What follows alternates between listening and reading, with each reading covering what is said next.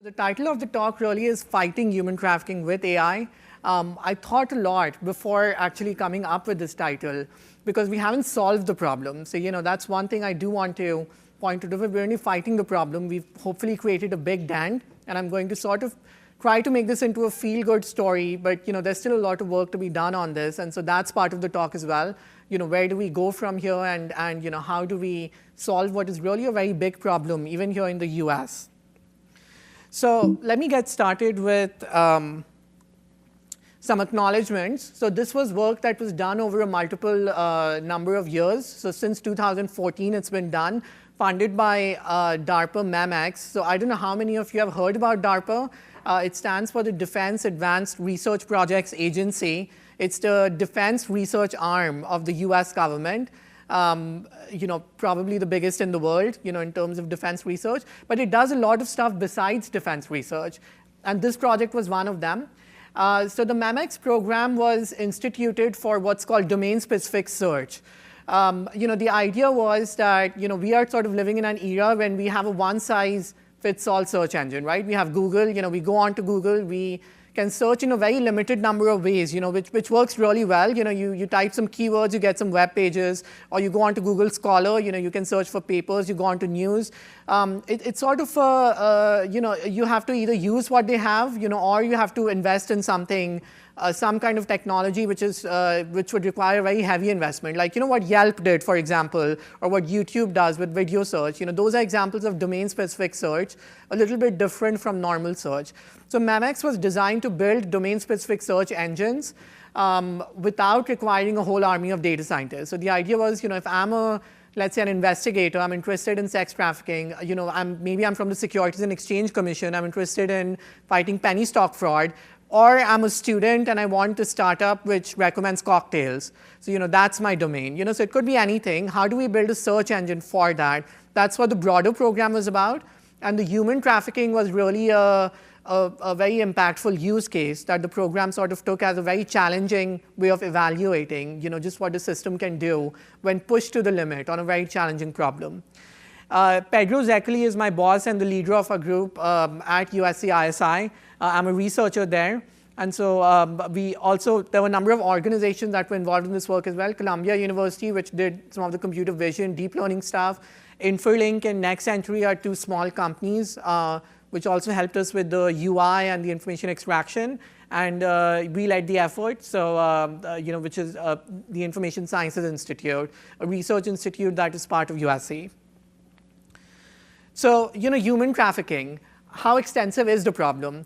When I give some numbers to people, they're very shocked initially, but we found that just on the open web, so we don't have to go out to the dark web, we don't have to go out to, a lot of the, like the Silk servers and, those kinds of places, just on the open web, the places which are accessible on a normal browser, there are hundreds of millions of sex ads which are actually posted and which are advertised from within the US. So these are not outside the US. These are sex ads within the US. We've crawled more than 150 million over a period of 2 to 3 years.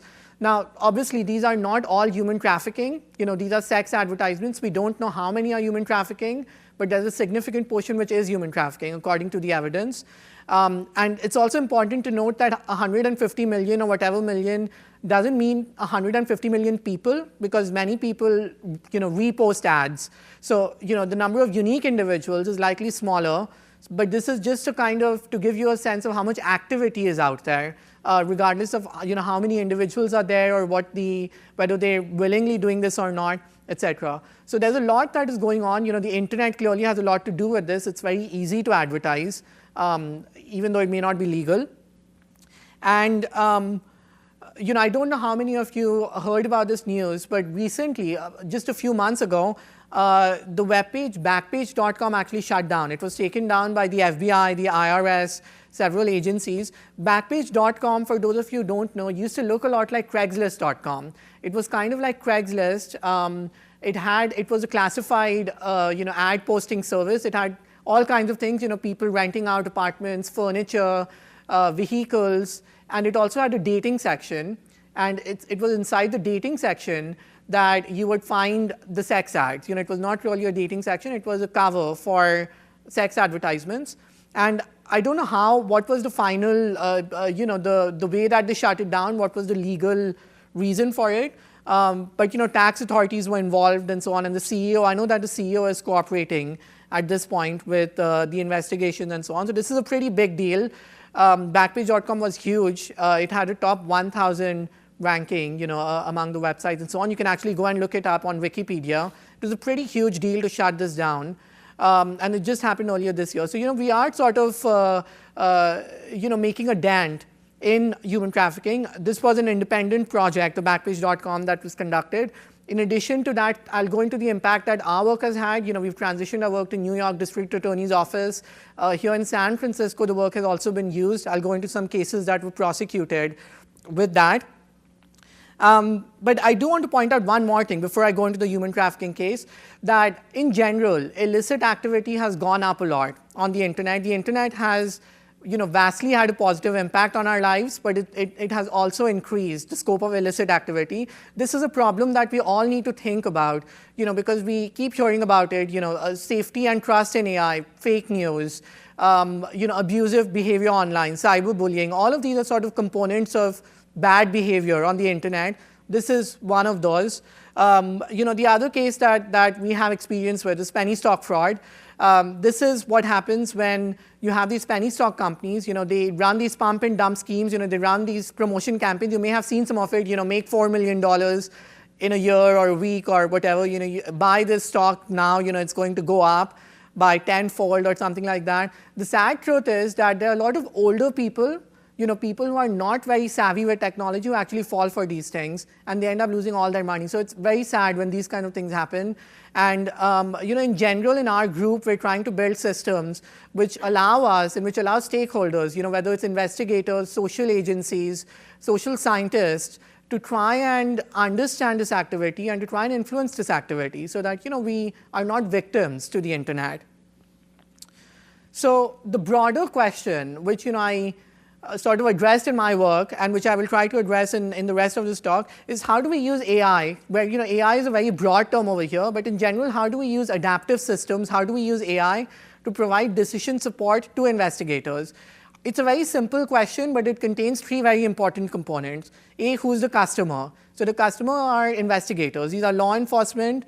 These are people who want to try and catch perpetrators, organizations that are promoting sex activity, possibly in an illegal fashion. We want to provide them with decision support. What does that mean? I will go into the problem a little bit. And then how do we actually use AI? What is AI and how do we actually use it for this kind of decision support? So, all three components are very important in their own way. And so I want to go into what we mean by decision support. It's a very broad term, and it covers a number of things in this domain. So, the simplest example is what we call lead investigation. This happens, when you come across a piece of information, possibly because someone got arrested or, you arrested someone and you got a tip-off from someone they knew or a witness in court or someone, but, it's a lead. You get the lead from somewhere. In this case, it could be a phone number. And you have reason to believe that this phone number is involved in something more nebulous. Something is going on. You want to investigate further.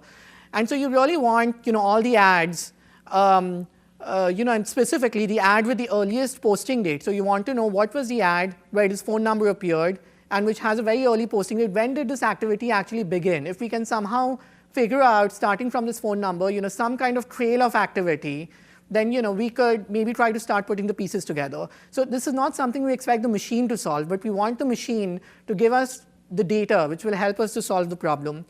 Notice also this is not something you can really put into Google. You can try to put the phone number into Google, assuming that the phone number is actually found. You will get a whole bunch of ads. And so now you have to go through and you have to try and figure out which is the earliest posting one. And that's assuming that the phone number is actually found, that it's present in the web page. So, you already start facing problems, even with this very simple kind of query. If you're doing the search all over the internet, you don't want to limit yourself. You want to do it all over the internet. The second kind of query is a very database-centric query. So, it's what we call an aggregation/list query.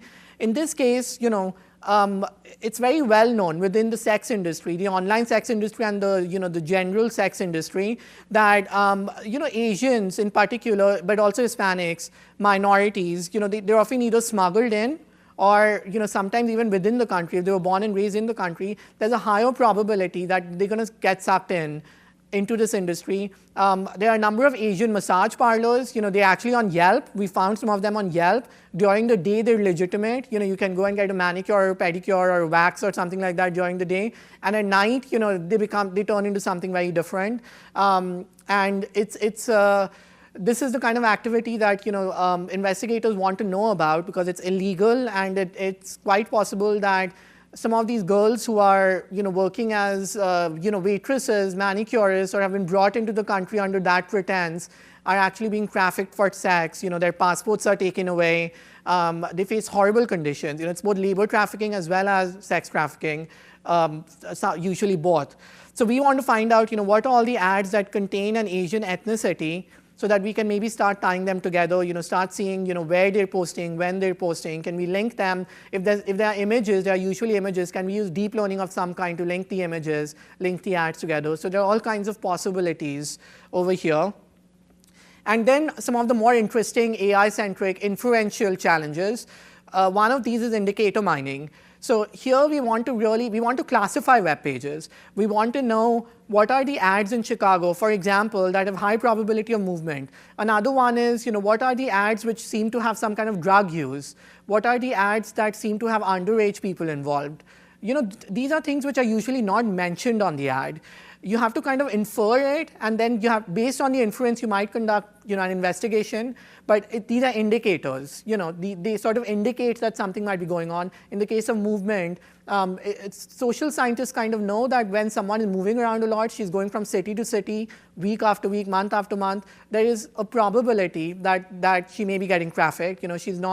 This is not a one-time thing, or this is not something that she's just doing once in a while. Probably there's someone who's funding all that travel. Something might be going on. So it's an indicator that will hopefully help you to focus your resources, which are very scarce. And the last one, which is also interesting, is dossier generation. So this is really something where it ties back into the lead investigation. Maybe you came across this phone number and you want to know everything about this phone number. You want to know what all the email addresses that were posted along with that phone number, what were the other phone numbers. You want to sort of build this profile. You want to profile this phone number in a very broad way. You want to build a dossier of this phone number so that you can learn as much as you like about it. Imagine how useful it would be if you can learn everything about this phone number, including all the cities this phone number has advertised in, all the social media IDs, etc.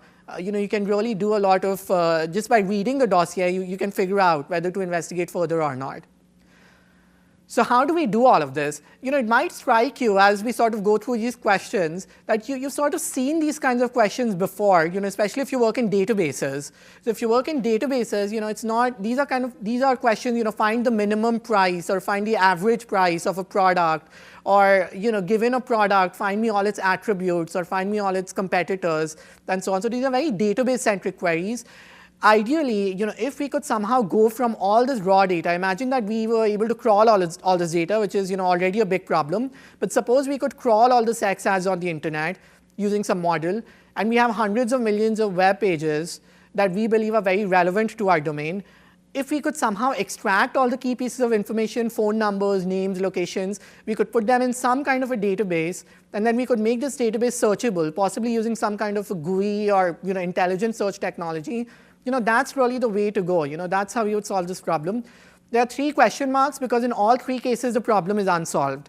So first of all, using natural language processing or extraction techniques to go from the raw data to the structured data is already a big problem. The second thing is that if it's noisy, if we know that the extractions are noisy, how do we represent that? Because the previous speaker, for those of you who were here, sort of spoke about trust and so on. And so investigators are very cranky. They want to know that, okay, if we are telling them something, we had better back it up somehow. So, we have to record things like provenance. We have to do all kinds of things. So how do we represent all that efficiently? And given that the data is noisy, we may extract a street, the number of the street as a phone number or something like that. It may be very noisy. There may be a spammy phone number in there. So it's a phone number, but it's spammy. It's not useful. Happens a lot. We really want this to be interactive. Investigators are not data scientists. They don't really understand the main details. So they want to be able to do this very interactively, very intuitively. So how do we make this into a robust search system? And I'll go briefly into how we deal with all three of those problems, and then I'll go into impact. But I'm happy to take questions on the technical details. And towards the end of the talk, I'll point you to the link, the system as a whole. How could you use it for your use case? Which any kind of domain that you want to build a search engine over, how do you use our system to do that? The system is open. The data, of course, for human trafficking is not open, but the system itself is open and Dockerized, and you can use it. I'll provide the link at the end.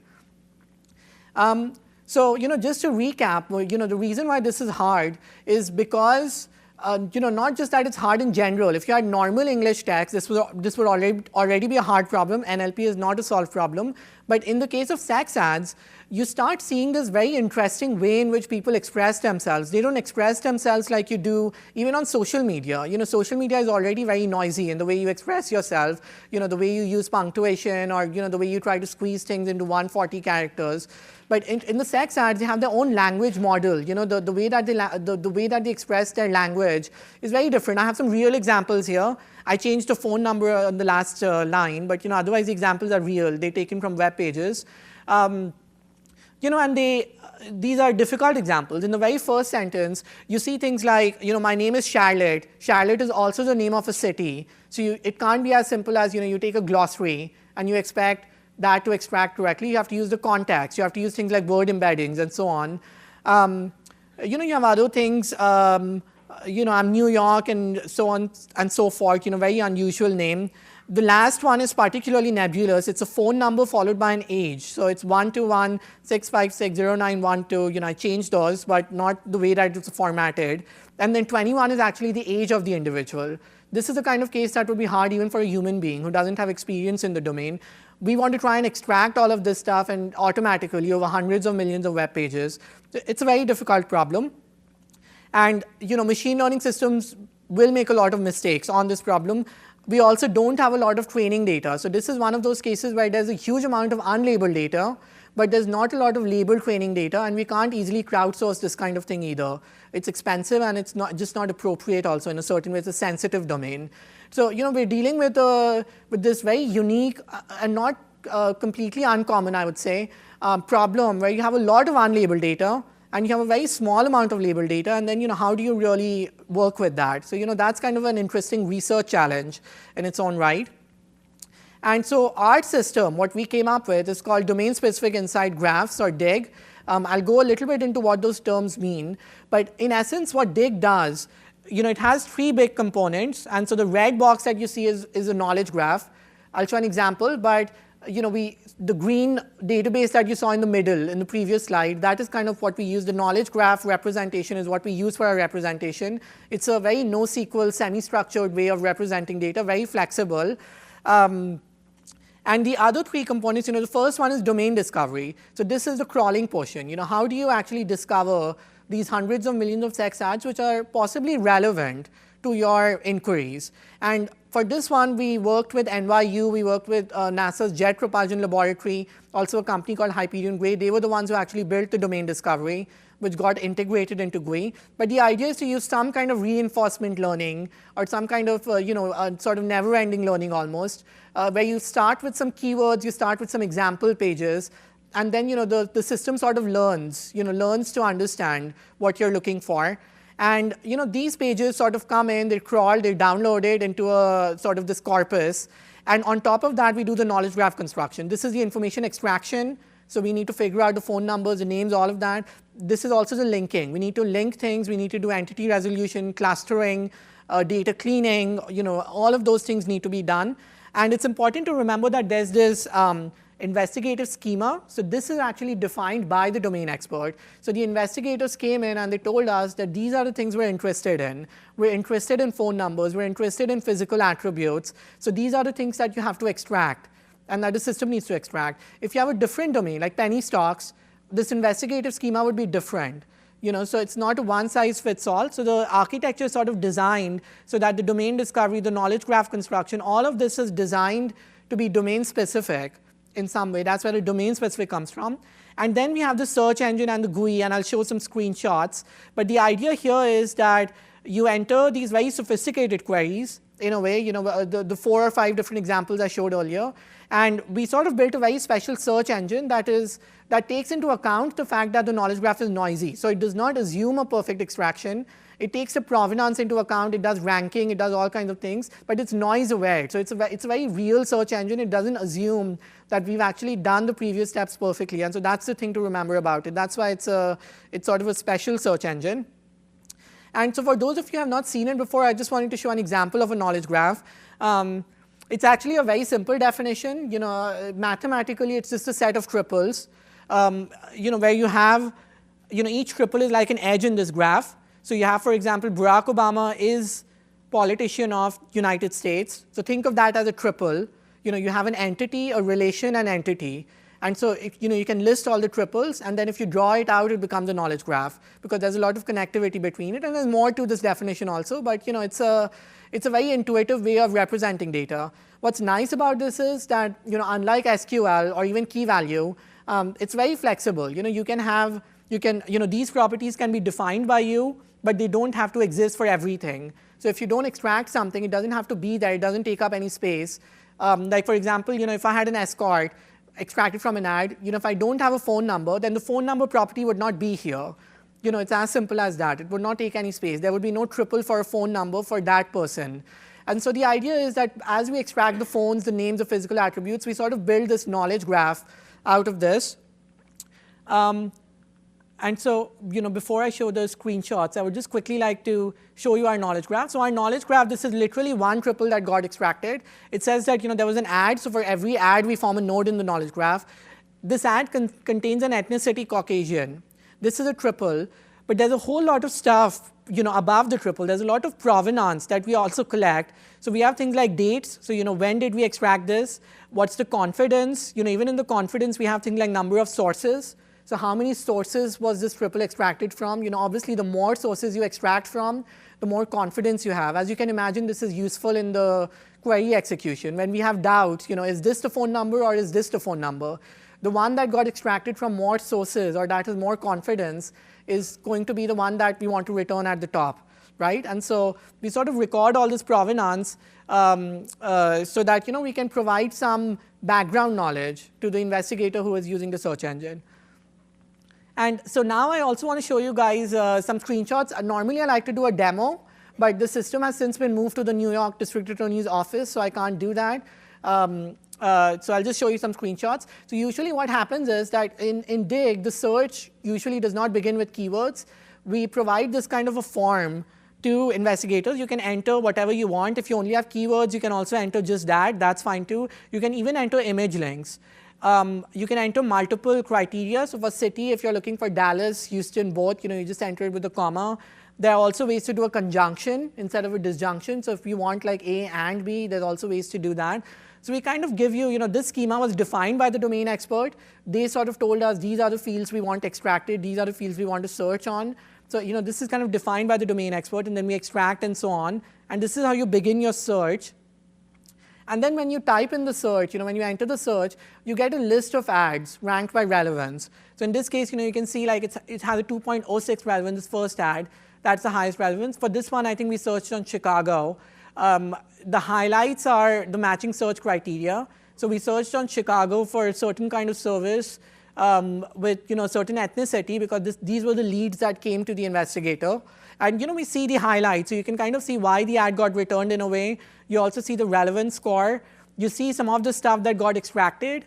On the side, you also see a summary of everything that got returned, which had a non-zero relevance score. So you kind of see all the prices that were extracted from those ads. What were the average prices? What were the websites from which those ads were extracted? We can see that eroticmugshots.com contributed an abnormal number of web pages to this one. So that's why this person has been posting a lot. And all kinds of other things, high risk, everything. I'm not showing the whole thing here. There's also images, face recognition, pose analytics. We also give the original URL. If you want to check out the latest, sometimes the URL will change, or they will put up a new web page behind the URL. So if you want to check out the latest one, you can go there. It's also possible that the URL got taken down, in which case this would be sort of a record, because it's not going to go away. So this is a record that you can use for evidence, which some investigators have actually done for a case that was fought recently. I'll go into that. This one is dossiered. So if you click on a phone number, you get this dossier page. We show you all kinds of things. We show you the phone numbers that co-occur with that phone number, that don't co-occur with that phone number, so you can understand whether the co-occurrence is significant or not. We show you the email addresses, the websites, even the location, which is not shown here, timeline, what timeline has this ad or this phone number been advertising? Is there a particular peak period when this phone number was advertising in some place? So you get a lot of insights from these dossiers, very visually, by sort of just clicking on the phone number and browsing. So this is kind of how dossier generation looks in Dig. And very briefly before going into the impact, I do want to point out the information extraction aspect. So this is the knowledge graph construction. It's a very hard problem. It's not just an NLP problem. And that's what I want to really show here, that when you're trying to extract from web pages, you have to go beyond NLP.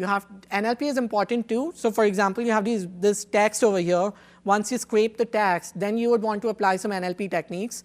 But there's also all this other stuff, these structured attributes, which are sort of embedded inside the HTML, sometimes in the JavaScript, sometimes it's dynamic. And so it's sort of a difficult problem trying to extract from these. And as you can imagine, as you change the web domain, when you go from erotic mugshots to Backpage to something else, the format, the structure changes. It's not the same format. Even within the web page, within the domain, it can change depending on which page you're going to. So it's doing this over 100 million web pages is obviously very challenging. Even if we can get like some data out of it and put it on a GUI, that already can provide a lot of insight. But in general, extraction is a very challenging problem, and not just for us. I think in general for business, it's an extraction is a challenge. Lattice, I don't know how many of you have heard about that, but the company Lattice, which was also initially funded under Memex, and deals a lot with extraction, got acquired by Apple for about $200 million, I believe. I think it was last year. So extraction is a really big, if you can do it properly, that's one area of AI which would have a lot of impact down the line. Many people are trying, but it's a very hard problem. So this I've already shown. Once we extract, we put it into a knowledge graph with provenance. So that's kind of an important point to note. You want to build these things with provenance so that you can provide evidence to your users. And then finally, once we have the knowledge graph, we want to issue these queries against the knowledge graph.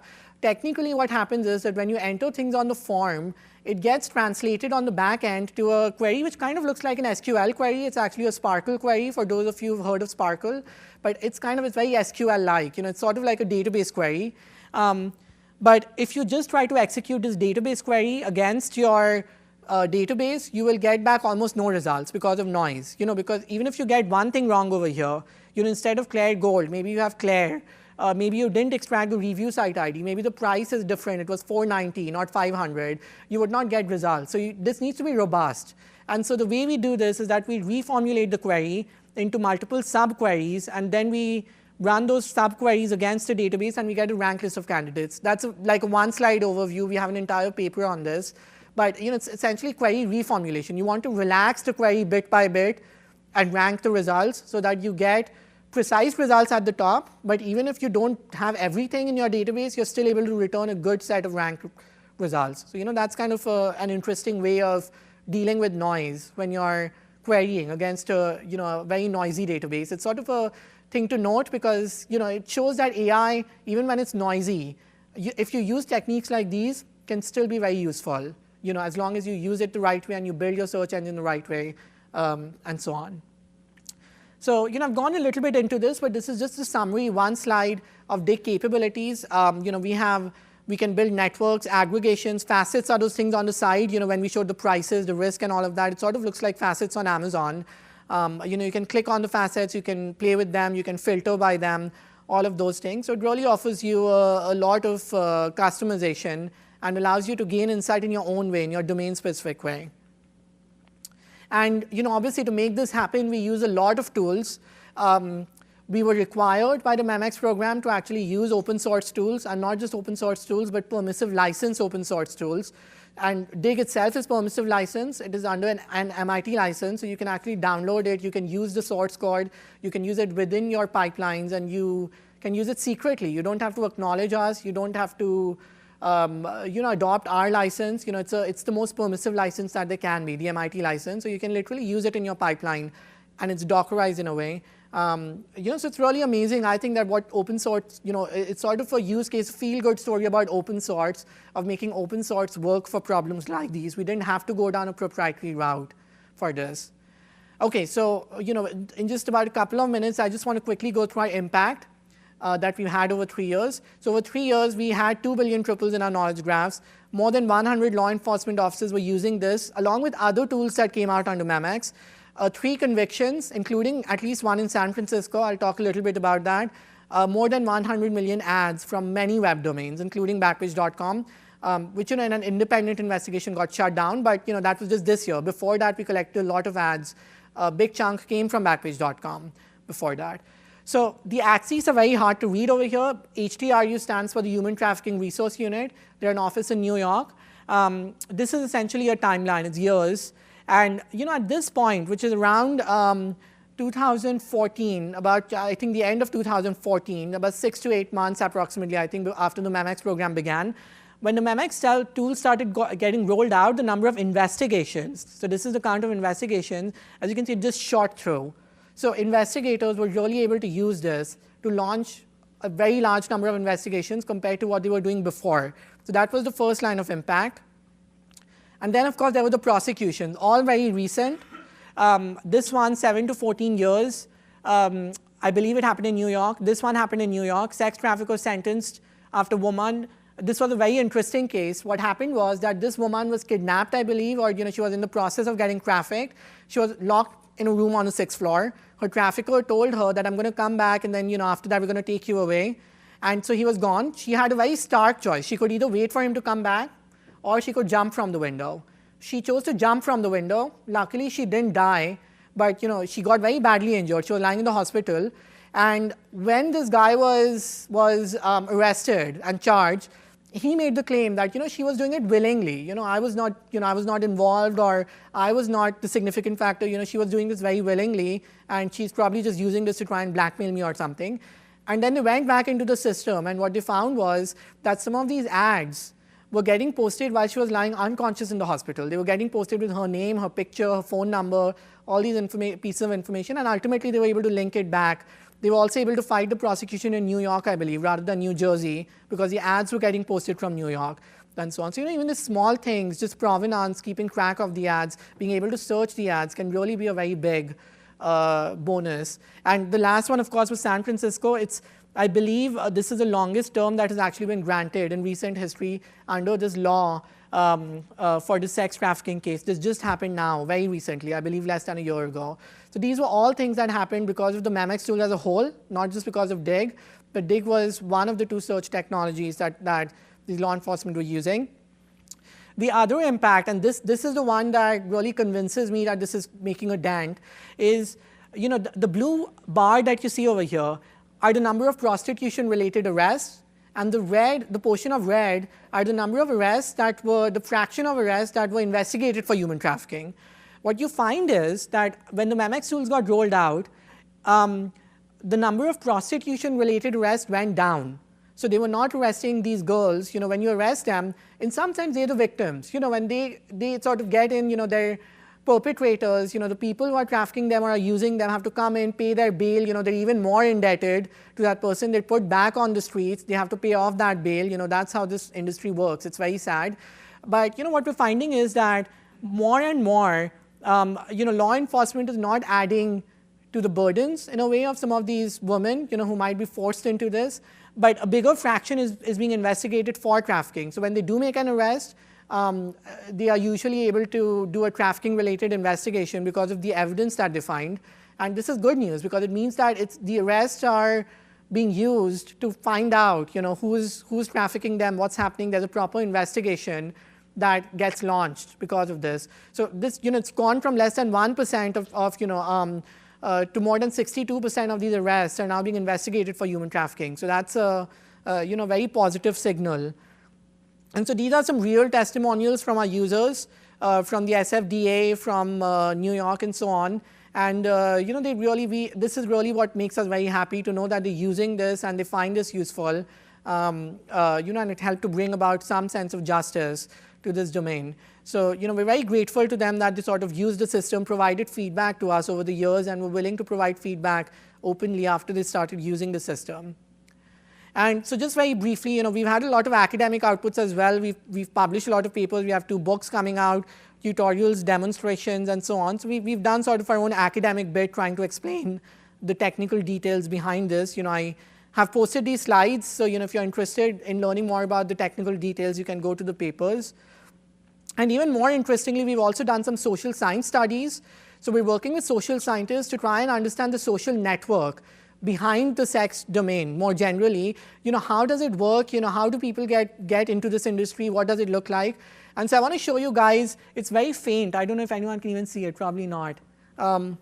Unfortunately, if you do get a chance, I hope you can see it. If you download the slides, it's this network. It's very faint, but essentially, it's a network with more than 1 million individuals, a real network, and I've given the nodes and the edges, which is why it's kind of faint. But we see all kinds of things happening here, all the things from network science, rich club effect, brokers, so on. If any of you guys are in social networks or network science, it's a fascinating phenomenon, and we're only just cracking the surface of that. We still don't know what it all means, but we're investigating.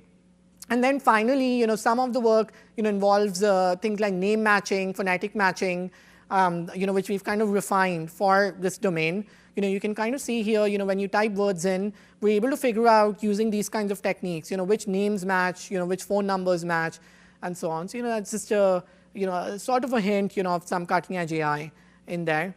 And we've used this on many other domains, illegal weapon sales, counterfeit electronics manufacturing, and so on. We've had users in these domains, but it never got rolled out to the same extent as human trafficking, because that was sort of our domain where we spent many years doing the system.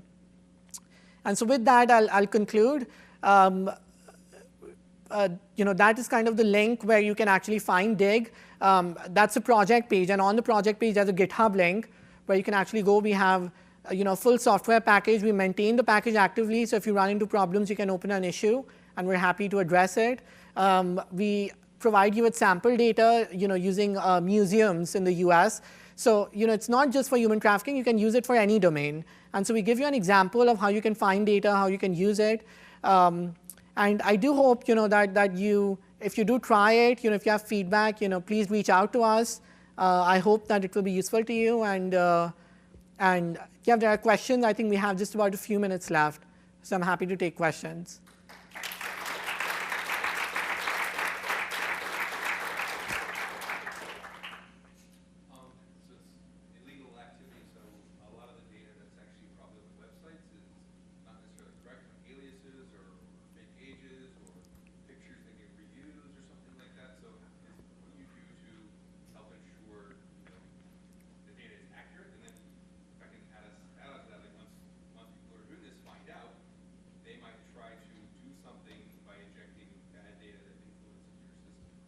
Yes, that's a very good point. So, whenever someone posts an ad, they're facing a trade-off, because on the one hand, if you put bad information in, then the customers will not be able to find you, right? So if I'm in New York and I'm a sex worker, and I say that I'm not in New York, I'm somewhere else, if someone is looking for that in New York, they won't be able to find that person, right? So on the one hand, they have to make sure that the people who are going to be, making use of their services and contacting them, they have to be able to find the ad. Otherwise, it's an ad, so you're trying to gain customers, right, through the ad.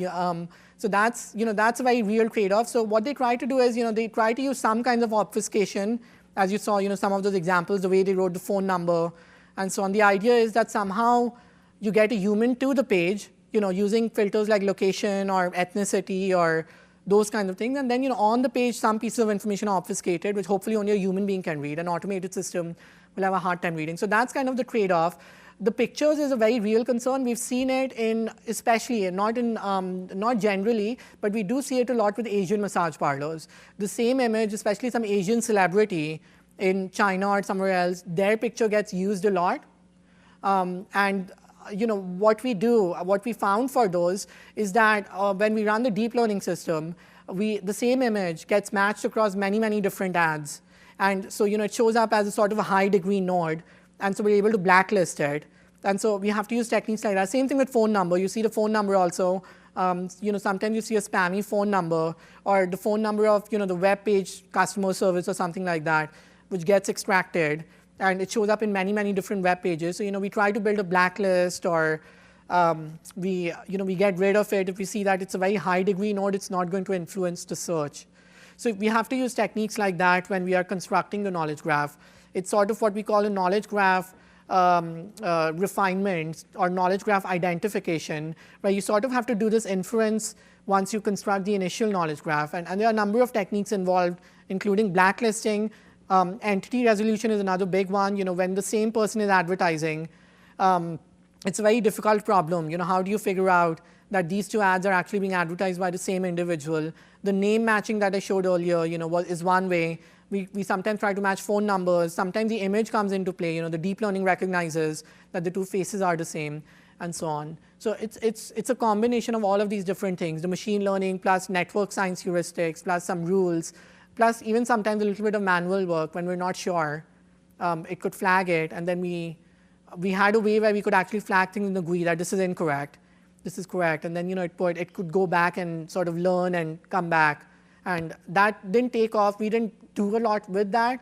Later on, we sort of depreciated the feature, but that feature was there, and I think that's a very interesting feature, especially if you're sort of trying to do machine learning using this kind of a GUI or search engine. I think it's very intuitive, where you build the knowledge graph, and then hopefully you get to tag whether it's correct or incorrect, then it goes out and learns. It's sort of like an active learning.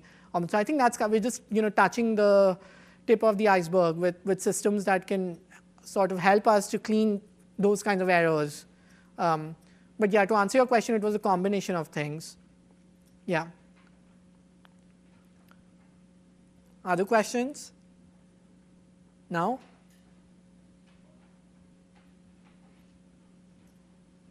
Yes. Can you search other languages when you search all of those pages? Yes, I remember that we had pages in French and Spanish, and I think we tried to build extractors that could extract information from those pages. But one of the problems was that the MEMX program didn't officially fund machine translation, so we were kind of limited in that. I'm trying to remember if we ran an off-the-shelf translator or what we did with that. But I think you can, in principle, what would happen is that when you read in a web page, and if it's foreign language, you would run it through a translator, or you would run it through a multilingual information extraction, and then you're sort of on the same, in the same field as if you had English. Because once you're in the knowledge graph, it doesn't really matter what the language was. You can even record the language as an attribute, if that's useful. Maybe investigators want pages in Spanish, and so that could go into the knowledge graph too. You could define that as an attribute. So it's totally up to you how you define your schema and populate it.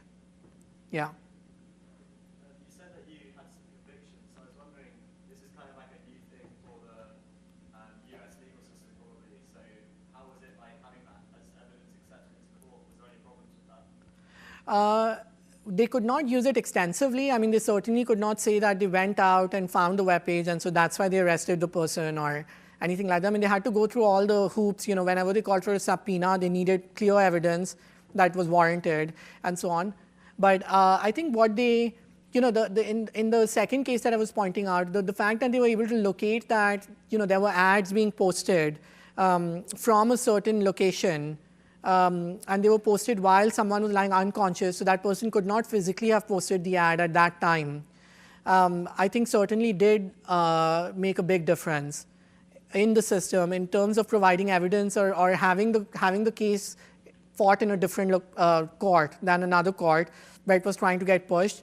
I think the other thing is that this whole Backpage.com shutdown, I think that's where we will really start to see this kind of evidence being used more often, because they simply didn't have the data before. So they were still grasping what they could do with the data and how they could deal with it. But with Backpage.com, I know for a fact that they've seized servers, so they have all that information, all the web pages and the metadata. So who paid for that web page to be hosted and so on, which is not something that you can crawl. It's behind the scenes in a database. They do have all that information. They're actually working with us, and they may be working with other people as well, but I'm certainly working with them personally to try and use some of what we've learned, especially on the network science aspect, to try and see if we can make good use of this data to provide compelling evidence and to really help them to figure out who the perpetrators are. We really want to figure out who the perpetrators are, and that requires doing aggregation. Because we sort of know who's advertising. I think the real value in this data is that once you aggregate it, then you combine with metadata, you start getting a hint of what's happening behind the scenes. So who is the person? There are 5 girls advertising seemingly independently. Once you start linking them and clustering them, now you see that, oh, it's a ring. These 5 people are probably working and reporting to the same person, and that person is probably based in this district because they're all advertising from this district. And you sort of start zoning in on whom that person might be, and then you might get more evidence. Maybe you can link the phone number or the email address to another phone number or email address, then maybe get a subpoena and take it from there. So it gives you these valuable leads/investigations in which to focus your resources. So I think we'll see a lot more of this to come. We're only just scratching the surface with digital data in this domain, I think, which is exciting. I hope we can get more convictions, and we can really catch some of the players, some of whom are very big. I mean, some of the players are not piecemeal players. They're actually really big, and they have grown the industry. And to the point that it's dangerous, I think. We still don't fully understand all the dynamics, but there are some pretty big players in this field from what we've been able to see.